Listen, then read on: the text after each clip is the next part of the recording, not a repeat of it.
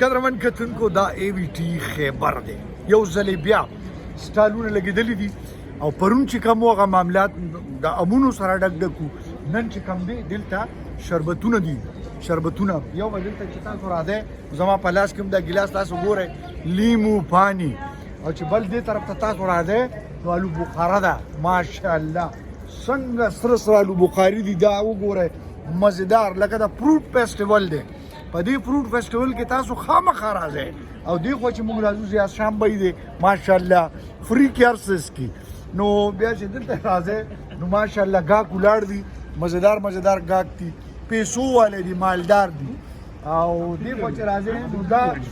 مشیر صاحب السلام علیکم وعلیکم السلام دا کم یو شربت دی جی دا آلو بخاری شربت دی د آلو بخاري والا شربت دی په تاریخ کې پهلا ځل او زه تاسو ته په دې کې وټامین سي ډیر وافر مقدار کې دا واه په دې آلو بخاری کې لږ سات مخکې میډم حشمت دا خبره وکړه ماشاءالله او دا د خېټې لپاره ډیره بهترین ده د قبض لپاره واه ډیره زیاته لکه دغه خلک چې چاته کانسټیپیشن چې نو زیات درته دی نو هغه یې لپاره دا بهترین ده قدرمن کتونکو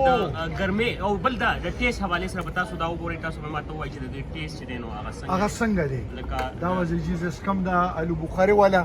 ماشاءالله پیسې خو بنا لې مچر بھائی دا خو د سیار سیب سټال دی نو ښه او په شا غوي ولاړ غوي اسیم سیار ولاړ دی نه سیار پیسې خو بنا لې نه پیسې خو نه نه سیار په یو غه دا چې 70 روپے یو ګلاس دی کنه یو ګلاس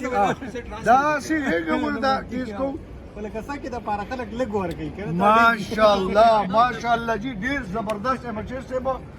دوی ویلیو چې مونږ ویلوګ به جوړو ویلوګ د پاره به پورا ګلاس ورکه آلو بخارا قبض د پاره انتهایی زبردست شی دی او دا چې کله تاسو سړی اسیم ګرمي دا ډیر زیات دماغ او تم قبض شي کنه مصیبت دا دی نو